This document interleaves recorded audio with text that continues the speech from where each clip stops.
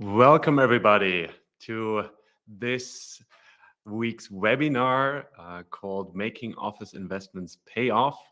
I hope you found your way to this beautiful Wednesday morning, wherever you are tuning in from.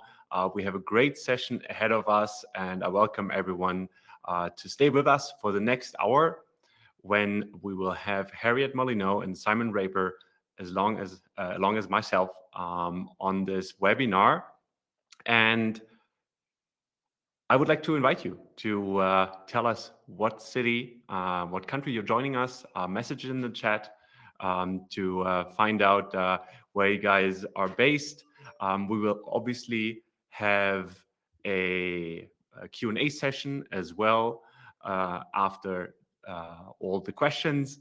And I can see here we have people from London, Copenhagen, Zurich, Manchester. So this is great. So we're in for an exciting session. And I would like to introduce our two guests today. First of all, let's welcome on stage Harriet Molyneaux, who is a managing director at HSM Advisory. And let me just pull her up right here. She is an advisor and a speaker on the future of work, a responsible business advocate, and again, managing director at HSM. She served on the 10 Downing Street Committee for Workload and Wellbeing, supported Linklaters to win the Financial Times Innovative Lawyers Awards, and did so many cool things. I think she joins us from London today, so welcome, Harriet. Hello, welcome, morning, and welcome to everyone who's joining us. What a great global group we've got today. Amazing. Now, let me see that we can have Simon join as well. I'm not quite sure if he is with us already. So please give us one more second here just to find that out. Harriet, maybe to get right into it, we're talking about space, human, and technology today. So is it fair to say that a great office is one with great ROI and is one that sees great attendance? Maybe let's start with that question first.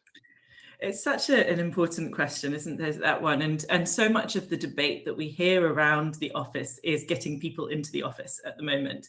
And I think it's certainly true to say that an empty office doesn't feel like a buzzy, exciting office. I'd encourage people, though, to think not only about attendance rate as a metric, but also some other metrics as well. So once people are in the office, how are they using it? Are they using the collaborative spaces? Do they feel like they've connected with their colleagues? Or are they coming in and sitting in rows and rows of desks where people are just on Teams calls all day, just as they are at home, and not really engaging with people? So I'd certainly see attendance rates as an important metric, but not the only metric of a great office. What do you think is like a good attendance rate these days? When we get right into that, is that very much dependent on the hybrid policy, of course? You know me too well, Christian. Yes, I think it really depends on the organization. So if you are Goldman's, you've decided that you really want 100% attendance rates. And that makes sense with the type of organization they are, the type of work they do, and the deal that they have with their employees. But if you're, say, a Unilever or a Mars, where you're doing quite a lot of creative product design, then that's quite a different situation. So we might suggest that you would have different levels of attendance dependent on your organization, your strategy, the sector that you sit in, the type of people that you have now, and crucially, who do you want to attract over the next 3 to 5 years? So many banks now have, 30, 40% developers sitting in their employee population. They probably are going to struggle with a deal that is 5 days in the office to attract the very best tech talent. I can see that. Do we actually have evidence that office presence makes us more productive? Before the pandemic, many of us went to the office full time, and right now many of us work remote or hybrid. or is there unclarity around this? I think there's not really clarity at the moment. So we didn't measure productivity very much before COVID hit. So we measure output, we measure ROI, we measure utilization data if you're a consultancy or a law firm. But actually, really what we saw productivity as being face time in the office. And I'm talking about office workers here, of course. There are other roles where you can measure productivity more effectively. And across office workers, certainly developers, you can measure productivity quite well. And again, people who are charged out by the hour. But for the majority of knowledge work, actually, it's quite hard to measure it. And we didn't measure it very much or well pre-COVID. Time was a proxy. What we're seeing now is leaders are wanting their businesses to grow. We've had, perhaps they've had a growth period, maybe they've had quite a bumpy 12 to 18 months. For some sectors, it has been quite challenging. And they've thought, what was the golden thread that made us productive? I know what it is. We were in the office. So that's why we're seeing quite a bit of return to office at the moment. Although I would say, while some big names have asked people to go back into the office, when you look at the US, for instance, hybrid working rates have flatlined since 2023. So, and that's from the office at the ONS. So I think we aren't seeing quite such a push back into the office as perhaps some of the big name changes have suggested. And I still don't think we're measuring that effectively. How productive we're being. There's been one interesting study recently come out of LSE, which suggested that people who are working in a hybrid way, I think they're on average 2 to 3 days in the office, we're seeing 12% more productivity on the days they were at home because they could focus. But certainly we wouldn't suggest that 5 days at home would be more productive for those roles, because they need to be in the office. Complex collaboration happens better in the office, and studies are clear on that. Creativity happens better when you're in the office. So I think we're starting to see a little bit of a data picture, but most of the impetus for people to get back into the office is based, I think, on nostalgia or gut feel at the moment. Very well. And I think we have finally sorted out our little technical issue here, and we're welcoming Simon Raper as well to the call. Simon, thank you so much for joining us. Simon is a director and head of design at Savills and APAC.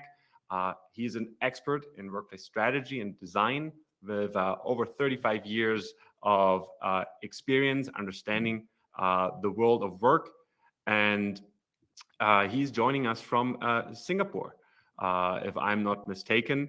And Simon, please unmute yourself. Welcome to the show. Thank you. I'm actually not in Singapore today. I'm actually in Paris, and I'm sat outside my hotel freezing. So apologies, I'm sat in my padded jacket, and connection issues here as well, obviously challenges, but great to be here and joining you guys eventually. So thanks very much for having me. All good. Great to have you. And Harriet and I did already a small deep dive into office attendance and what it means for ROI, how much we're seeing there.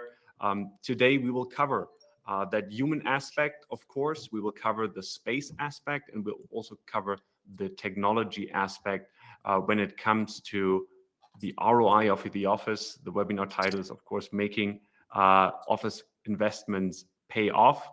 And here I would like to lead with you, Simon. And I remember in our previous call, we talked about the mindset of big corporates. What is it today when it's about investing into the office? How do big corporates think about it? What's their mindset? Yeah, really good question. I think like a lot of big corporates are looking at that return on investment, and from a financial perspective, so they're looking at, what am I going to get? What gives us the best bang for our buck in terms of what we're spending? And it's difficult to kind of measure that. I think like the old world metrics are gone. I read a few articles this week while traveling, really interesting, and traveling through UK and then through France and heading to Spain this afternoon. Actually, what we're seeing is very different mindsets from different organizations. I think that it's around the people. It's like getting the people re-engaged. It's that, I think, like one leader that I was talking to earlier this week, he kept talking about the old kind of way of like measuring the metrics around desk and space and attendance, and he kept talking about his holy grail of productivity, but he didn't once kind of talk about what actually the people really want. And when we sort of opened up that conversation, the kind of human experience piece, I think we've all been through this, what is it, nearly 5 years now, kind of, flexibility, new ways of working, and working from anywhere.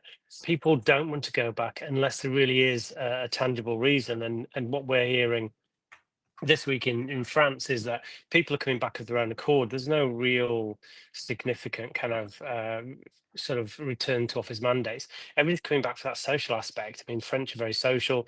I think I've been on like 2-3 hour lunches this week, every day this week here. People are coming back for that kind of connectivity, but really kind of seeing that it's that experience, that connectivity, the kind of the way that people are working. Whereas in the UK, I've been into so many offices last week, and I saw maybe 20 people. So I went into our own office, our own head office, and there was on a Friday. I mean, it was a Friday as well, but like Friday afternoon, there was hardly anybody there in a building that can probably accommodate 2,000 people, and people are choosing to work from home, and then that connectivity is just not really there. So I think that the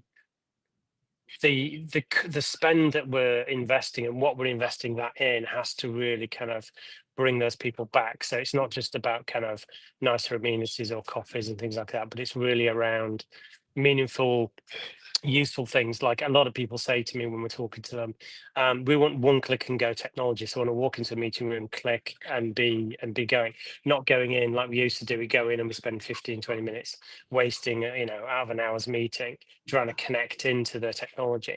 And then also when you go in, like being able to find your staff. So obviously like some of the solutions that you provide in terms of that kind of desk booking, room booking, being able to find your colleagues, or in some cases avoid those colleagues if it's your boss and you're trying to sort of look and dive a little bit. Then people do want sort of that connectivity and that understanding of where people are.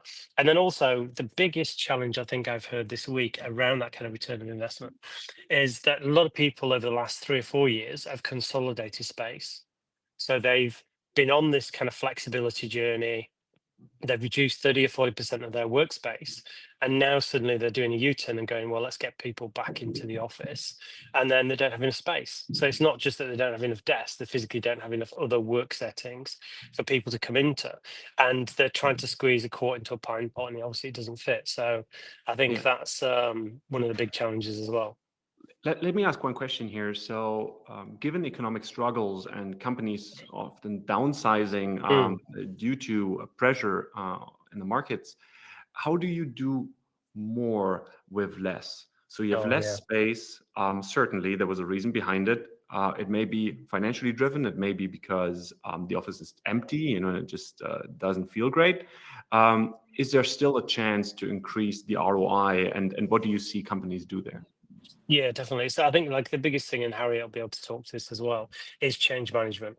Get really engaging with the staff, engaging with people, understanding what it is that they really want and need to support them to be the very best. Because obviously, if people are genuinely kind of engaged with their clients, with their business, what they're doing, they'll do better work. And then all of those other metrics that people are looking to sort of chase will just come. So it's really engaging with the people, understanding what it is that they want, and then making sure that they've got that when they come into the office. And sort of, I think it goes back to that technology. I think everybody wants technology, seamless technology. They want to be able to walk into a workspace and everything just works, regardless of your device, regardless of kind of like where you are. I mean, like I've been traveling around different offices, and what's really amazed me in Europe is every office I've gone into within Savills, I just walked in and all my devices have connected. Just straight away connected to the internet, connected to the network, connected to the rooms that I've walked into them. Absolutely seamless, really fantastic experience. And that made it a joy. So I could, just like today, you turn up and you walk into a room and you suddenly you've got stuck in traffic in London, and you're sort of running into that room and you can just click and go. Fantastic. And then, sort of mopping your brow and nobody realizes Yeah. you literally walked in 30 seconds earlier.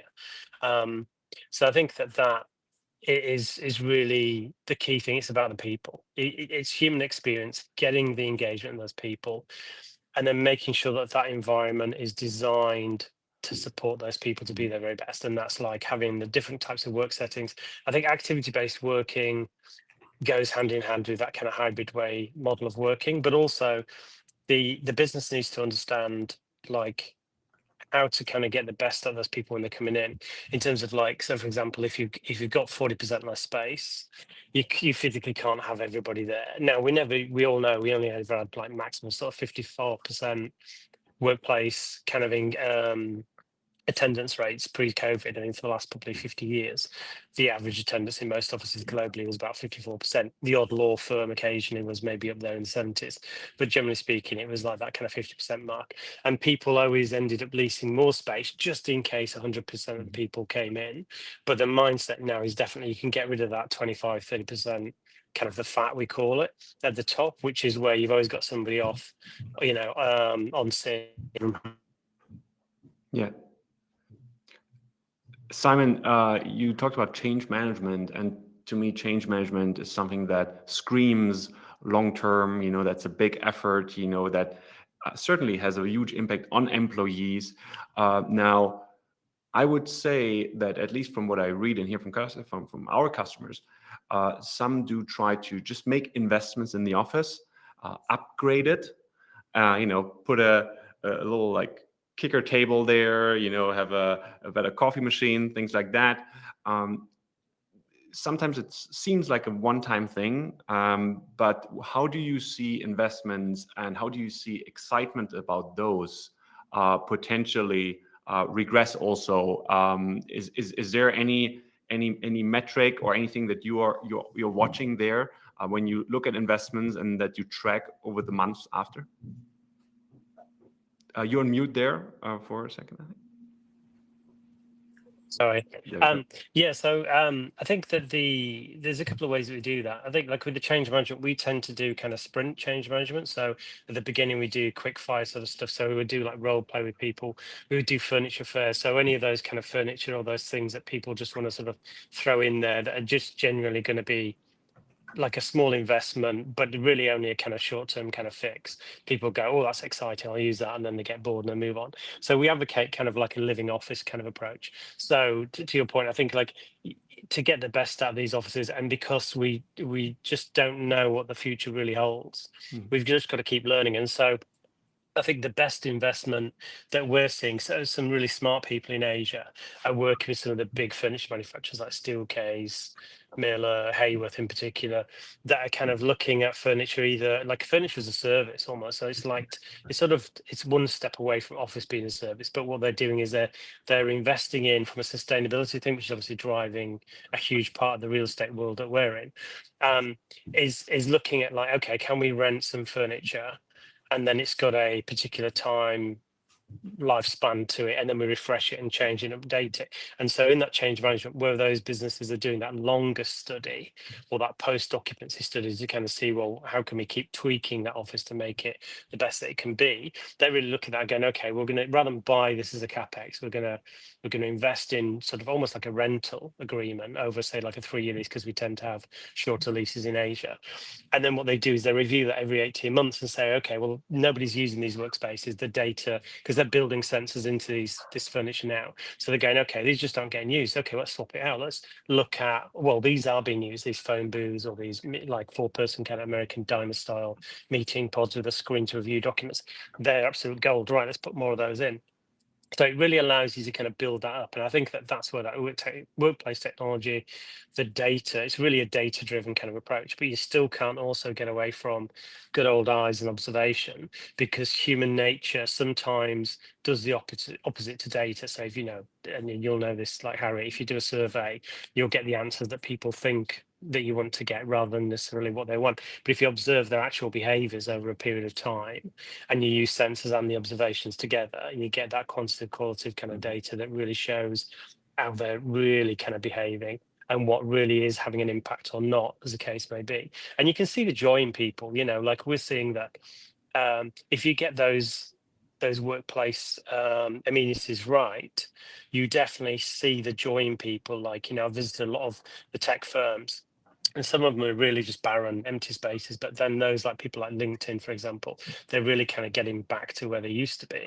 And And you can see the people coming in, they're engaging, they're getting involved in all the kind of the CSR and the other bits and pieces that they're doing around that human connectivity and interaction, not just within their own organization, but with their clients, with their peers in the industry, with, just the communities that they're sort of sat in as well, which is really, really great.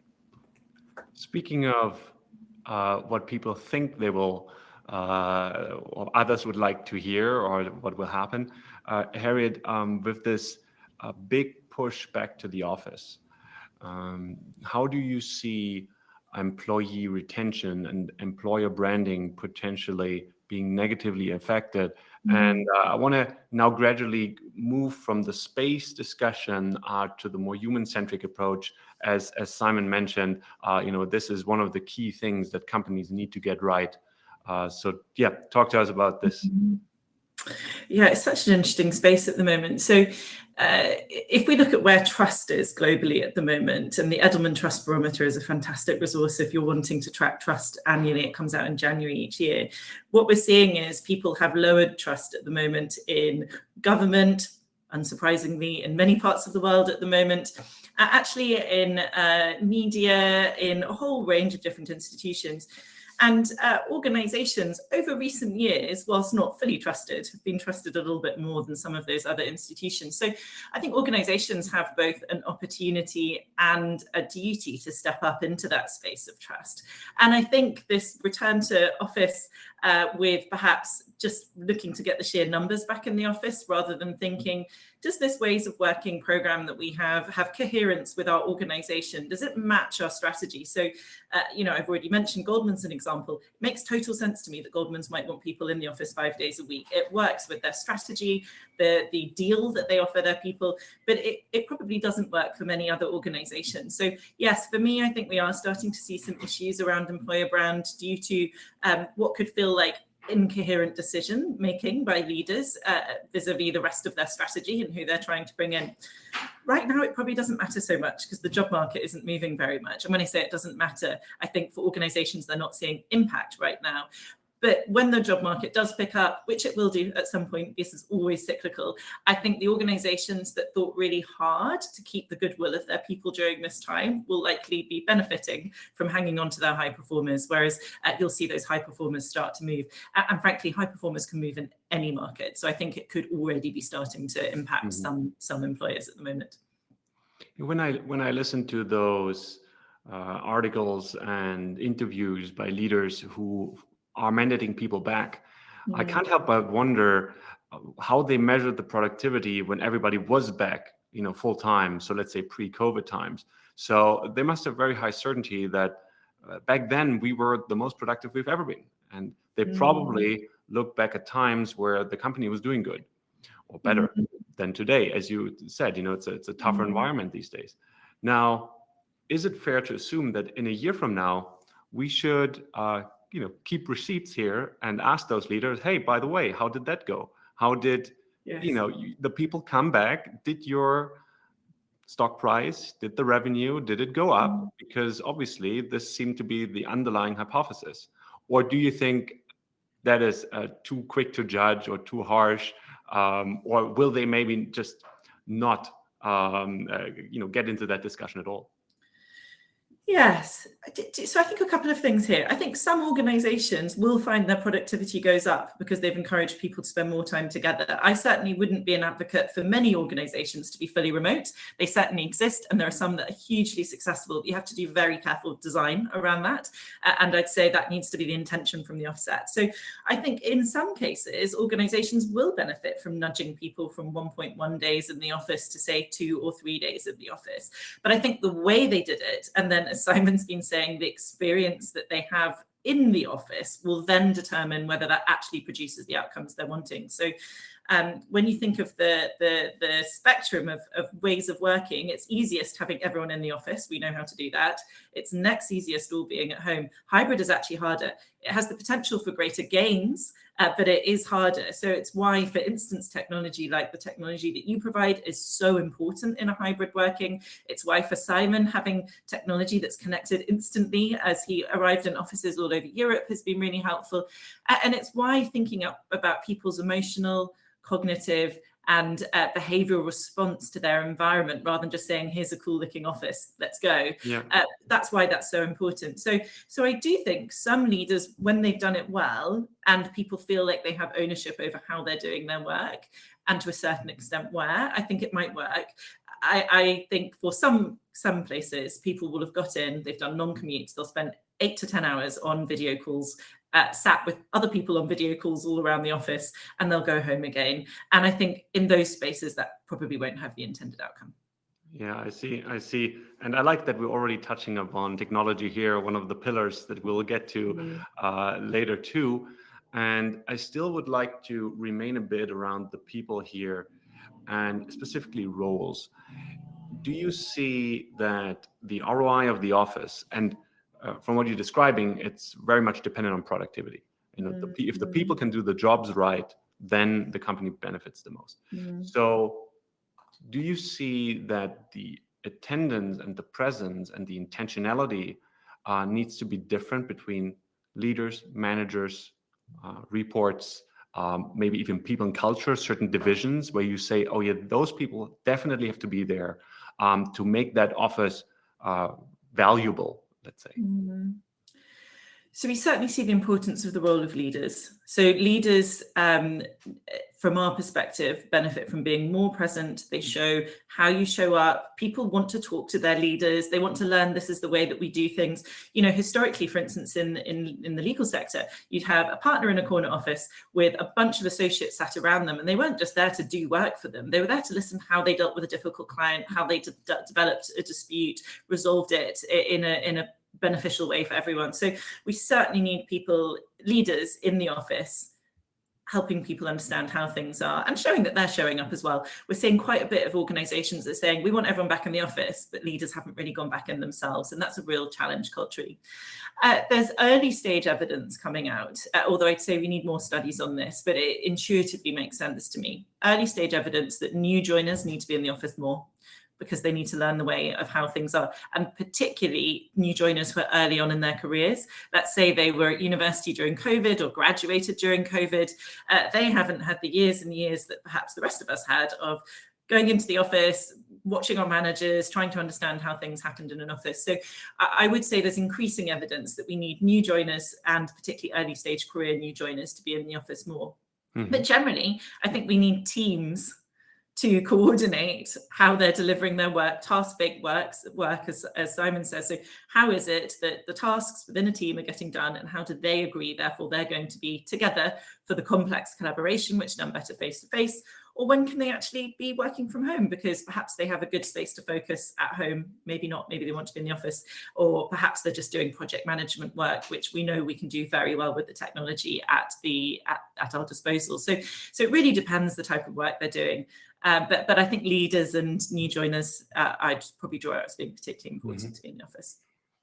So leaders and new joiners being in the office often, that means we can somehow measure the attendance and the engagement of certain groups in the office. So Simon, when you think about your clients and the people you speak to, how do they measure this? And if they do they have good answers? Do they see, oh yeah, my engagement among this group is great, and this office, this region, we're right where we should be? How do you assess their answers and their measurement methods? Yeah, it's very different across different corporates and MMCs that we work with. So I think I haven't seen anybody get it truly right. I think some people are measuring like attendance records, so they're looking at badge in, badge out data, or they're looking at sensor data and things like that, and they're missing information around people tailgating in, people badging in, but then the system doesn't badge them out, for example. So they might come in for an hour and then disappear for the rest of the day, and they're out like a client's office, and so you think they're in there all day, and so you're accounting for that. So I think that the way that most people are looking at the old school way of measuring those metrics, and so they're coming to conclusions that are not, I would say, whilst they're confident because they're data driven. It's like anything, right? If you use ChatGTP, if you put nonsense in, you'll get nonsense out, right? And it's obviously looking at the internet, and most of the stuff on the internet is not factual, generally speaking. So I think that the the new way of doing it is still being discovered. But I just wanted to touch on, I guess, linked to that, something that Harriet just mentioned. So we were working with a law firm, as an example, in Asia, and so we spoke to them, and during the COVID lockdowns, they had their best financial year ever, working from home, completely 100% remote. Who knew? And then when you could go back to the office, they wanted to mandate and get everybody back to the office. But what was happening was the senior leadership wasn't going in. The junior associates and associates were coming in and going, hang on a minute, I'm here to learn by osmosis. Where's the senior leaders? Then what we discovered as we went through this kind of engagement process with them is the challenge was when the leaders were in, they had really poor acoustics on this office fit out that they'd had done previously. And because of that poor acoustics, they were disturbing people in the open plan. So they weren't coming in. And then also in reverse, the leaders were going, when we're in and the general sort of staff are in, they're also loud and talking and chatting, and that's disturbing and ruining our focus in those rooms. And actually what we did is we found a quick fix to resolve the acoustic solutions, and then communicated that clearly through change management. We've made these enhancements. We've identified these challenges that you shared with us. And when the staff realize, oh, they've listened to us, they've heard us, they've acted on that, they've resolved the problem, guess what? Everybody was back in the office. And now they're having a really great financial year again, but they're doing it with people in the office. And the key thing that's changed for them is attrition. Attrition has dropped because people were coming in and going, well, there's nobody here. There's no point in being here. I might as well go and work for a rival. And so now people are going into the office, particularly those younger people are going in and go, oh, I can learn by osmosis. Oh, I can connect with these people. I can go up through the ranks. Like there's 20, 30 that's joined at the same time from the same university or legal school, and so they feel like they're going up together, they're developing together, they're building their networks. They can see this long-term plan, they can see that kind of old school way of because it's quite hierarchical in that kind of industry, that we can get to senior partner and so on. So that really changed the way that they looked at the office. And then now they're going back to that kind of return on investment, they're now looking at, okay, well, we made a fairly modest investment there, which had a huge impact. Maybe now if we actually look at what are the other things that we could fix or change, what's the impact of making those financial investments and then really changing it? And that's turned into a much bigger project that's more exciting, where they're driving it in the right way because they're engaging with the staff. They're going, what is it you need? What do you want? And they've actually said, we still need to be able to work from home 1 or 2 days a week. We want this hybrid model, but we all prefer to be in the office most of the time for all the right reasons. We don't need a mandate. And they didn't try to measure any of that. What they did was they focused on what's the problem statement and then how can we fix it and how can we do that together. And I think that was a really good example for me of where somebody's getting a true return on investment and not worried about measuring the old metrics. But they have installed sensors and they are looking at that kind of data as well. So there's still moving in that direction, but it's more of a reinforcement to the decisions that they're making rather than informing those decisions. So they're not looking at that data alone and making decisions that might be wrong because they're not taking into account that human factor. When you think about those measures that companies use to create that engagement, to maybe nudge people a bit, we hear that people do understand the value of the office, but sometimes it just needs a little nudge. And what type of psychological levers do you see, maybe also around charity, maybe social causes, that company use, certainly for moral cause, but they certainly like the benefit of people being in the office and meeting colleagues and having a purpose in the office? Yeah, so we've seen like some of the big tech firms who have always been sort of leading the world from a kind of amenities perspective, like for like food services in particular, things like that. And they always had this one particular dish that wherever it was in the world, it didn't matter where it was, people would always go in on that day.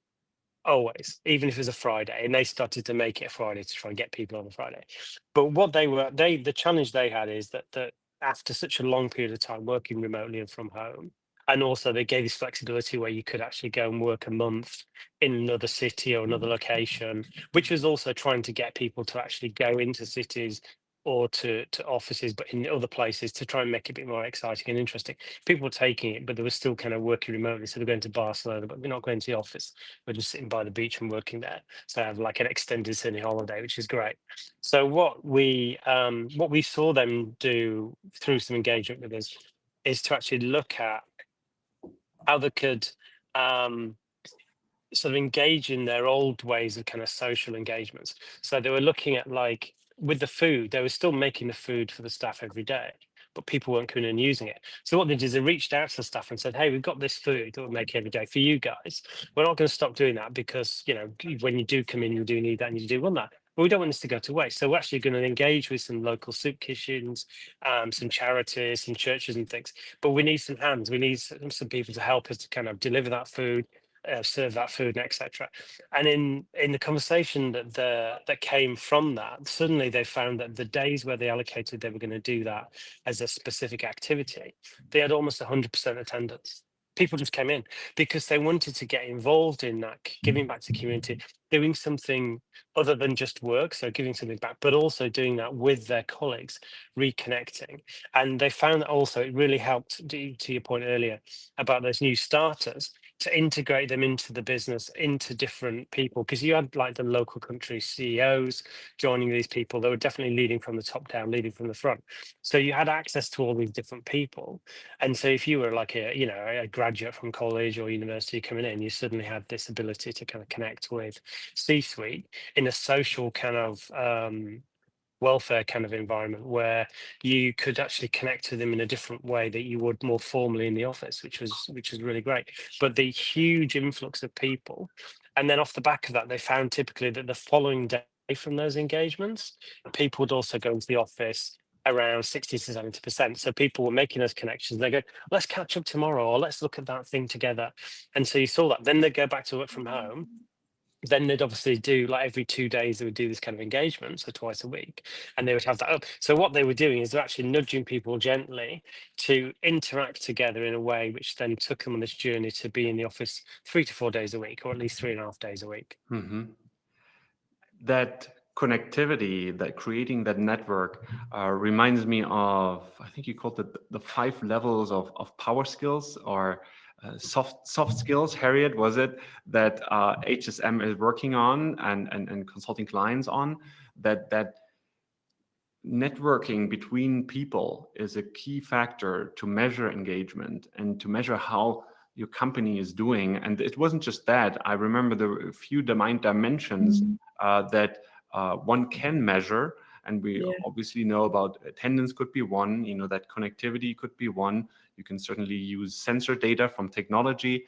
But maybe, Harry, you can talk to us about those dimensions that can help us measure that engagement, because it seems to be so broad.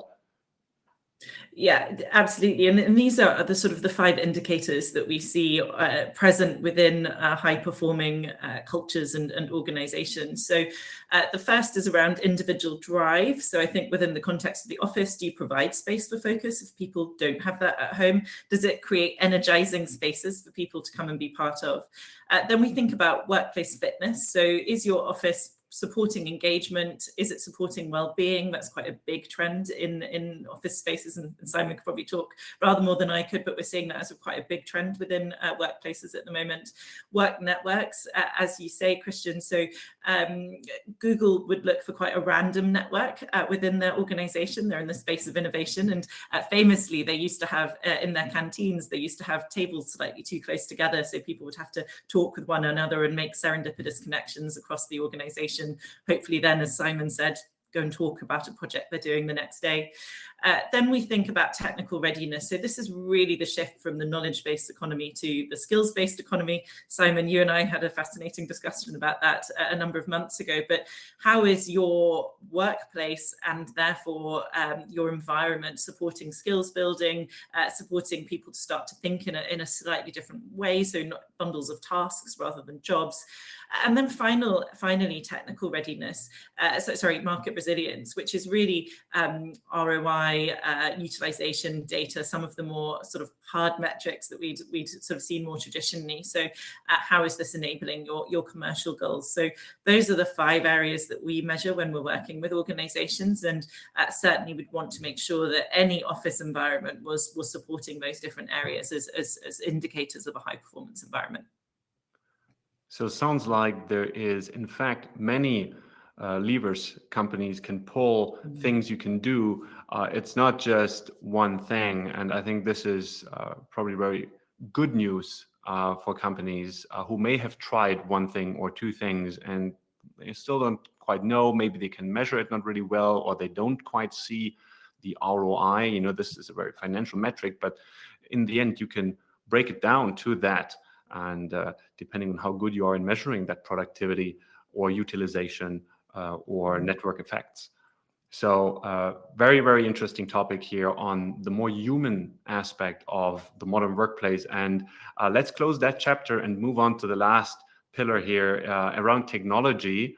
And after that, we would like to welcome questions. And please share those questions with us live. We will put you on stage. Just drop a message in the comment, say that you have a question, and I'll make sure you can ask Simon, Harriet, or myself.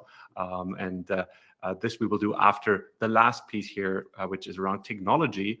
And I have a question here to Simon, and I want to lead with, what are your thoughts on what a modern workplace, one that is high performing, as Harriet said, one that has a good ROI, what do you think every of those workplaces has? What can you not live without in those workplaces? I think like from a technology perspective, obviously like desk booking, room booking systems are absolutely crucial so that you can find the right spaces, book those spaces on your way in. You can find your colleagues through those. I mean, there's so many different options out there, but having that ability to go, particularly for larger organizations or larger portfolios, you can find those people in those spaces. But also, I think like we always try to design workspaces so that you have a plug and play approach, not just to the meeting rooms, but also the workstations or work settings, because obviously we are an advocate of kind of like activity-based working. And so what you need is like a universal dock, you need a universal chair. So like what we try to do is make sure that like all your work settings have exactly the same chair. And then also all the meeting rooms have exactly the same chair, so that when people move those chairs around during the end of the day, first of all, from a design and aesthetic perspective, it doesn't matter where people leave them, they're always in the right place. Secondly, if you get something like not plugging any particular brand, but like, you know, so like a human scale smart ocean chair, which is what we use, which we provide for our staff in our businesses in Asia. So that really has like 2 adjustments. You can move the arms up and down, you can move the thing up and down, and everything else is synchronized to your size and weight, and it's just intelligent as a chair.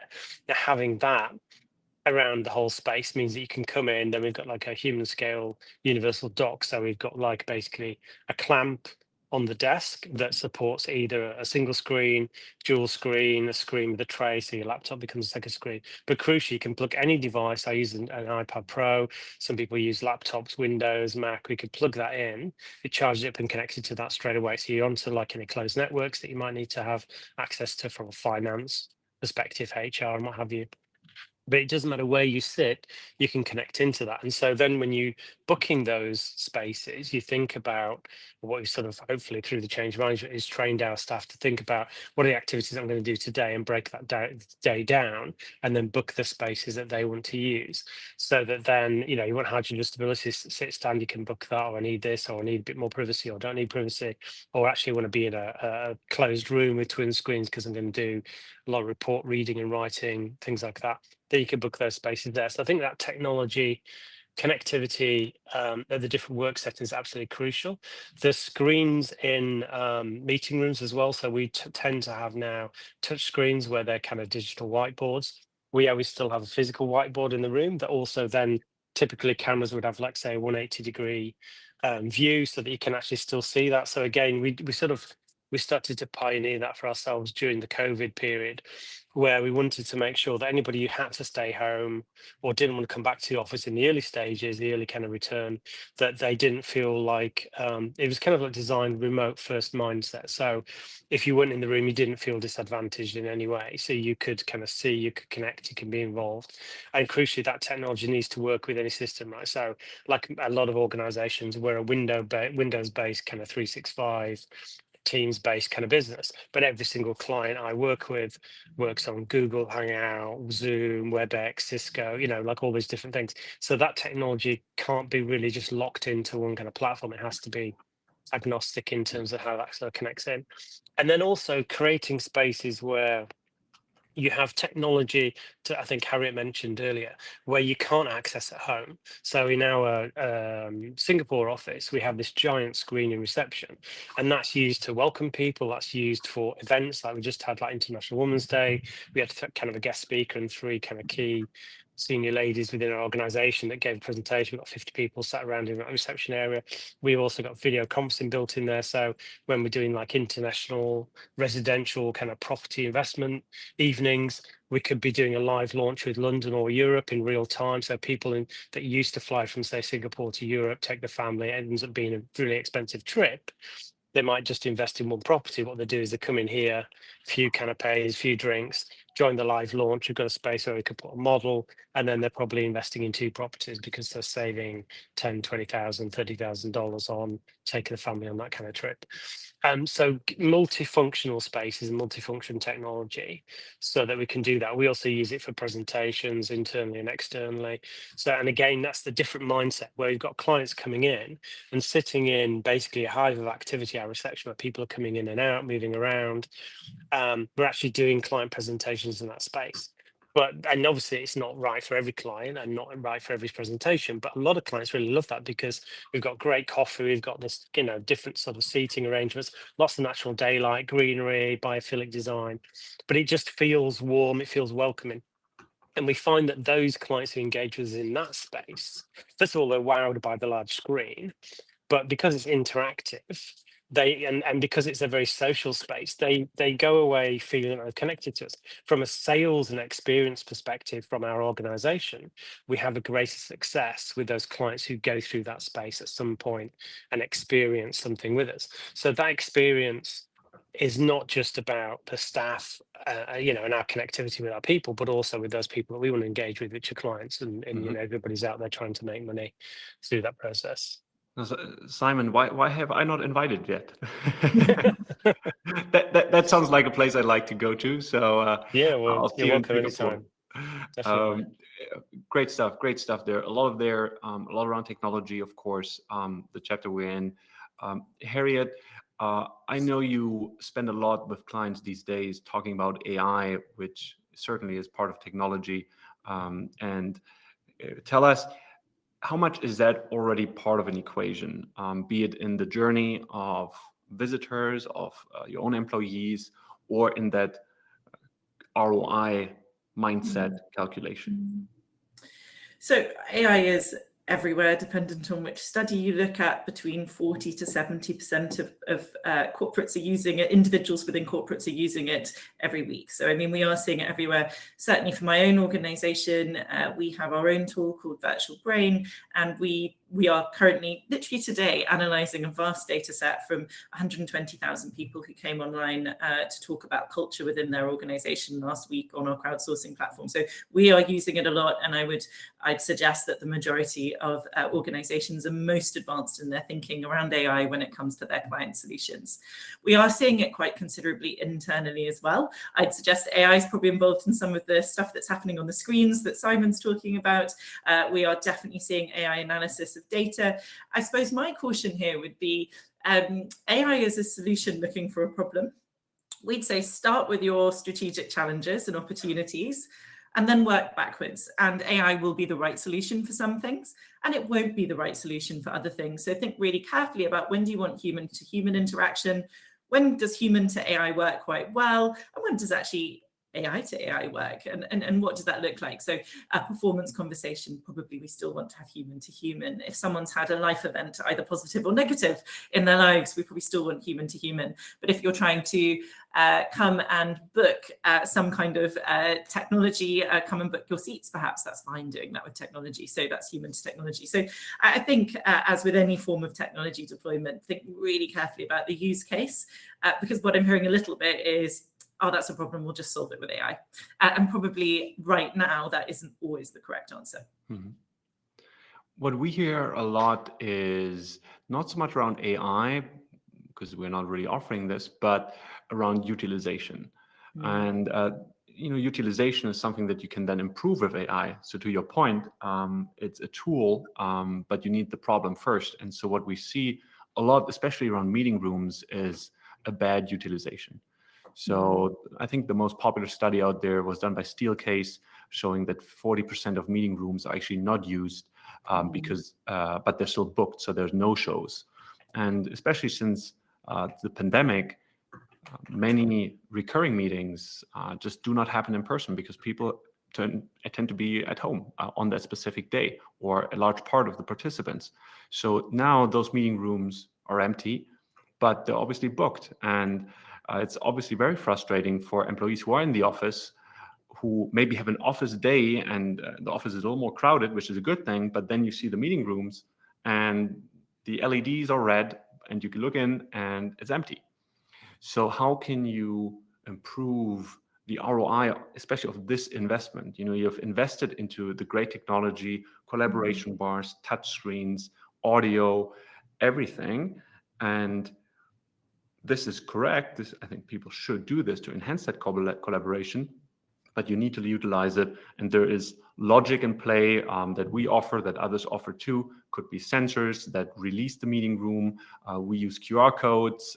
We use the touch panel where you can just check in. And if you don't, the meeting room gets released. So those are topics that I think are also very concrete for companies to act on to improve ROI and increase utilization of rooms by 25%,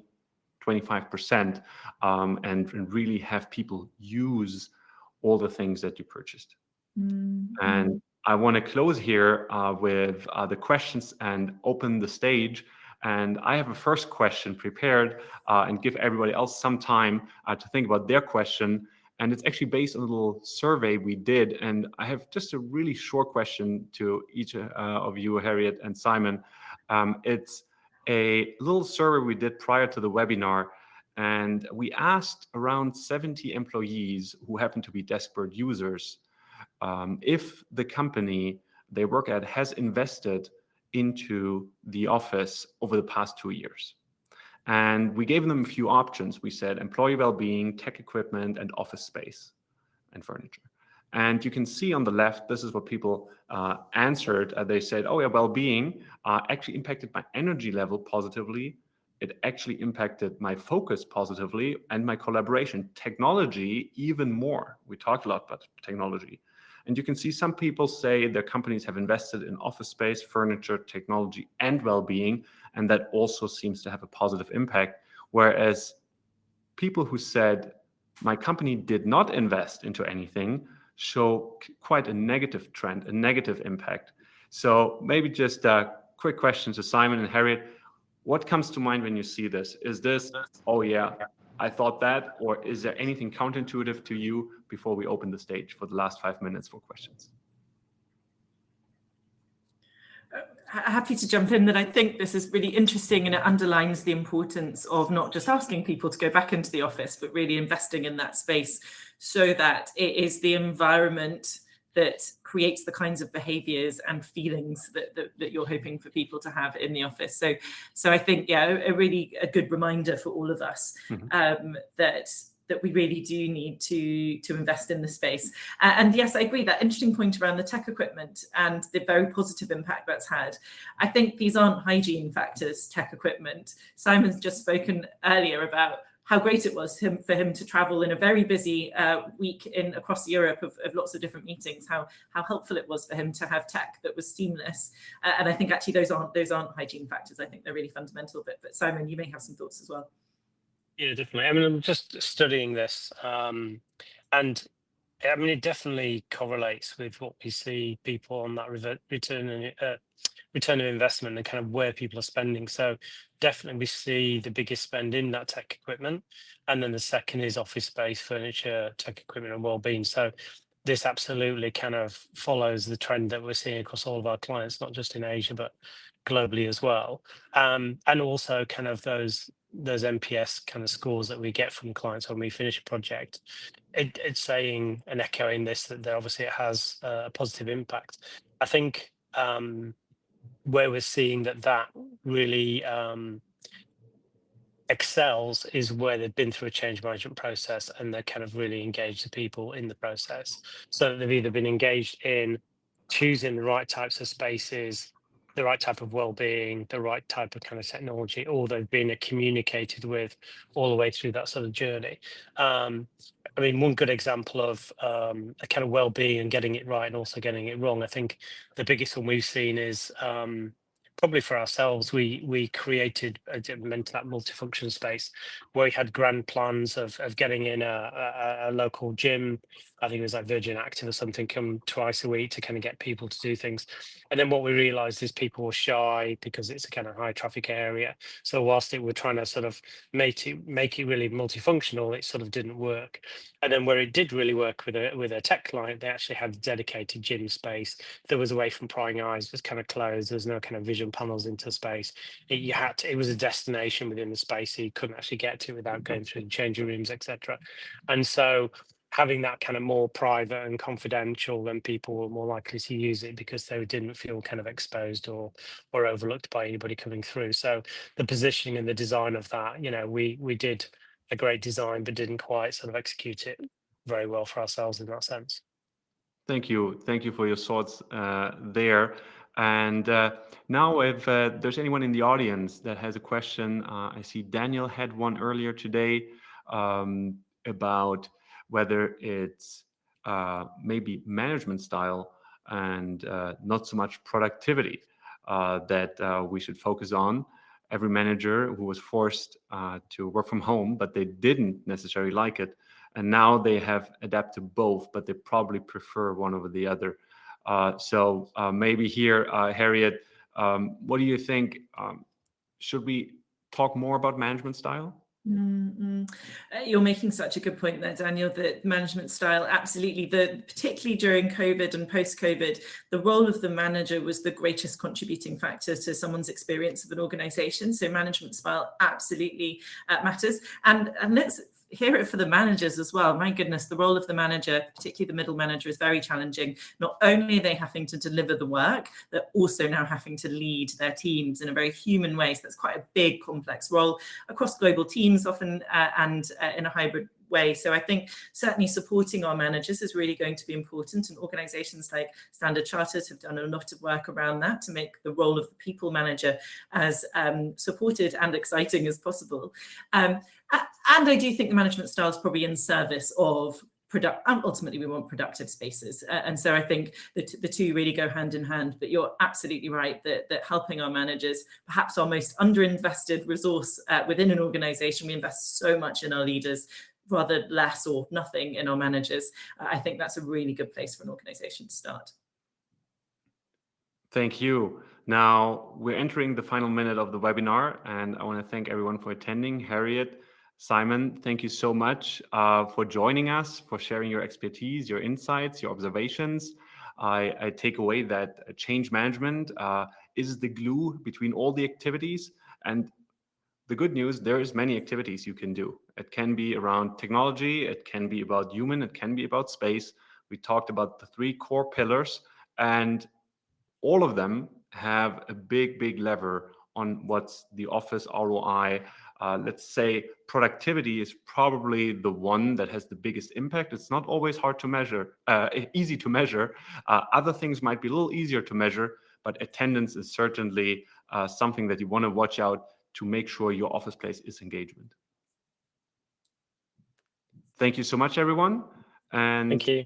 I appreciate you joining on this Wednesday morning. Have a good day. Thank you. Thanks so much. Thanks for having us. Bye. Bye-bye.